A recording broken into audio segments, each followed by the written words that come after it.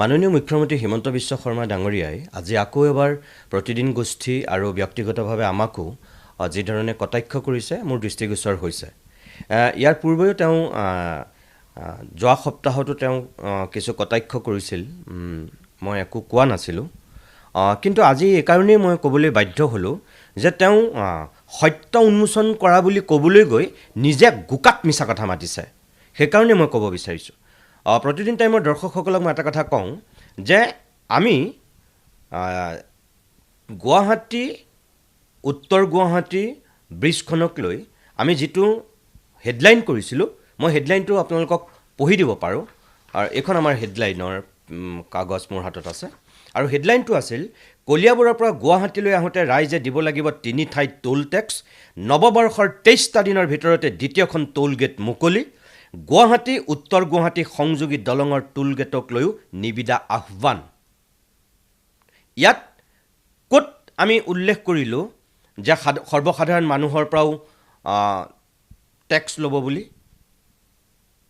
মুখ্যমন্ত্ৰী মহোদয়, মই আপোনাক প্ৰত্যাহ্বান জনাইছোঁ, প্ৰতিদিন টাইমৰ বাতৰিটো আপুনি দেখুৱাওক যে ক'ত লিখা আছে যে গুৱাহাটী উত্তৰ গুৱাহাটী ব্ৰিজৰ টোল গেটৰ পৰা সৰ্বসাধাৰণৰ পৰাও আমি টোল টেক্স ল'ম বুলি আমি উল্লেখ কৰিছোঁ। মই আপোনাক চেলেঞ্জ কৰিছোঁ, আপুনি কওক, দেখুৱাওক আপুনি।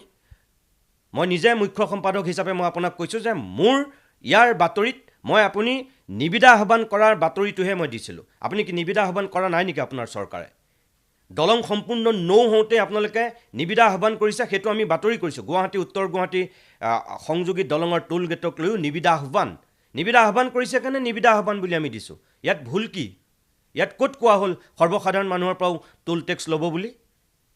আপুনি আগতে যিটো নৱেম্বৰ মাহত যিটো কথা কৈছিল সেইটো আমি স্পষ্টকৈ তেতিয়াও আমি বজাইছোঁ, তেতিয়াও আমি হেডলাইন কৰিছোঁ, তেতিয়াও আমি দিছোঁ।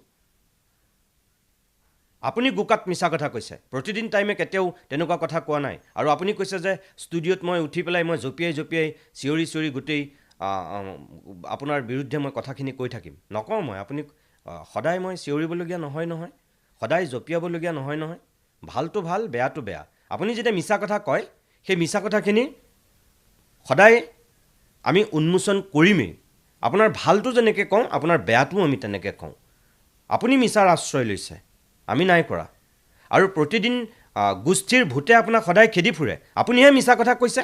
আপুনি দেখোন প্ৰতিদিন টাইম নাচায়, আপুনি দেখোন প্ৰতিদিন পেপাৰ নপঢ়েই। তেনেহ'লে অনবৰতে আপুনি দেখোন প্ৰতিদিন টাইম আৰু প্ৰতিদিন পেপাৰৰ দেখোন অনবৰতে নিউজবিলাকৰ কথা কৈ থাকে। আপুনি এইখন মুখেৰেতো কৈ থৈছিল আপুনি প্ৰতিদিন নাচায়ে, আপুনি প্ৰতিদিন নপঢ়েই, বহুত বছৰ হ'ল নপঢ়া। তেনেহ'লে সদায় আপোনাৰ মুখত প্ৰতিদিনৰ বাতৰি কিয়? কোনে মিছা কথা কৈছে? অসমৰ মানুহক ইমান মূৰ্খ বুলি ভাবিছে আপুনি? আপুনি চব কথা চবকে কৈ মূৰ্খ সজাব নোৱাৰে। কিন্তু এজন মানুহক এদিনৰ কাৰণে পাৰিব, কিছুমান মানুহক দুদিনৰ কাৰণে পাৰিব।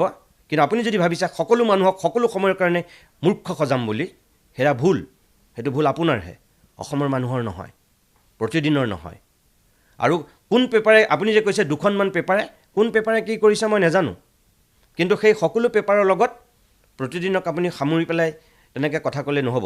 প্ৰতিদিন পেপাৰে যিটো নিউজ কৰিছে, আপোনাৰ পূৰ্বৰ কথাখিনিও আপোনাৰ দি দিছে। আপুনি যেতিয়া তাৰ পৰা অকল বাছ আৰু ট্ৰাকৰ পৰা লোৱা হ'ব বুলি যিখিনি কথা কৈছিল, মই যিমান দূৰ জানো প্ৰতিদিন পেপাৰে সেইখিনি কথাও দি দিছিল।